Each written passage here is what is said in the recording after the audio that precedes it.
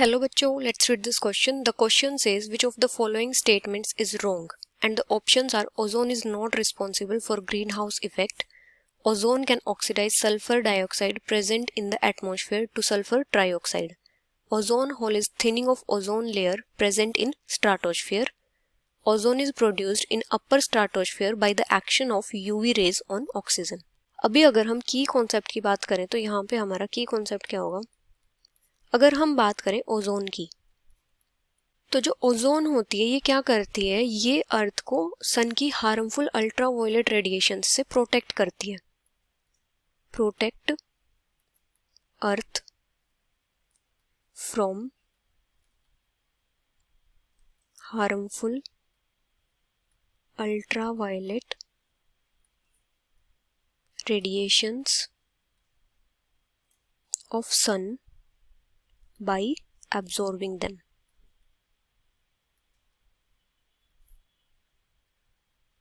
अभी अगर हम बात करें ओजोन की फॉर्मेशन की, फॉर्मेशन ऑफ ओजोन, तो ओजोन की फॉर्मेशन कैसे होती है? जब स्ट्राटोस्फीयर में जो यूवी रेडिएशंस होते हैं वो डाई ऑक्सीजन के साथ रिएक्ट करती हैं, तो वहां पे वो क्या फॉर्म करती हैं? Free oxygen atoms. और ये फ्री ऑक्सीजन एटम्स क्या करते हैं? मॉलिक्यूलर ऑक्सीजन के साथ कंबाइन करके ओजोन फॉर्म करते हैं. Product of UV radiations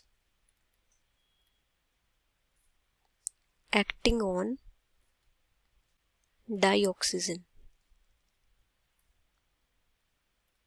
molecules. अभी अगर हम रिएक्शन देखें तो किस टाइप से होगी? जैसे ये हमारा कोई भी डाइऑक्सीजन मॉलिक्यूल है, जब यूवी रेडिएशंस इसके साथ रिएक्ट करेंगे तो ये क्या फॉर्म करेगा? Free oxygen atoms. और ये जो फ्री ऑक्सीजन एटम्स हैं ये रिएक्ट करते हैं मॉलिक्यूलर ऑक्सीजन के साथ प्लस O2 गैस, और ये क्या फॉर्म करते हैं? यूवी रेडिएशंस की प्रेजेंस में ही ओजोन. तो इस टाइप से ओजोन की फॉर्मेशन होती है.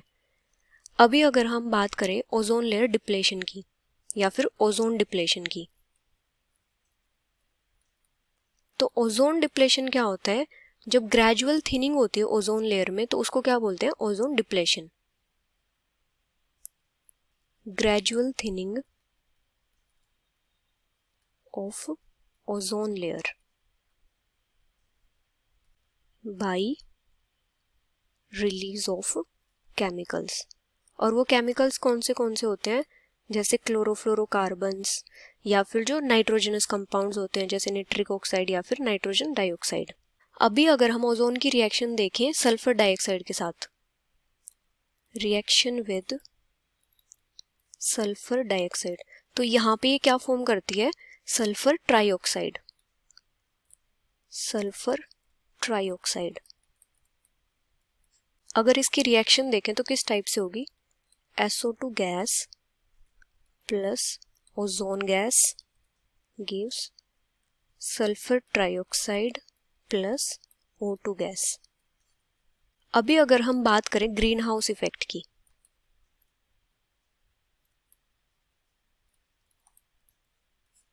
तो ग्रीन हाउस इफेक्ट में क्या होता है? कुछ गैसेस ऐसी होती हैं जो सन की रेडिएशंस आती हैं अर्थ पे, उनको एब्जॉर्ब कर लेती हैं और रिफ्लेक्ट बैक नहीं होने देती, तो उनको क्या बोलते हैं? ग्रीन हाउस गैसेस बोलते हैं. अभी अगर हम बात करें ओजोन की, तो ओजोन क्या है? एक ग्रीन हाउस गैस है.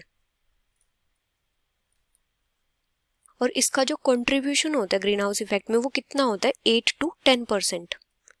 8 to 10% कंट्रीब्यूशन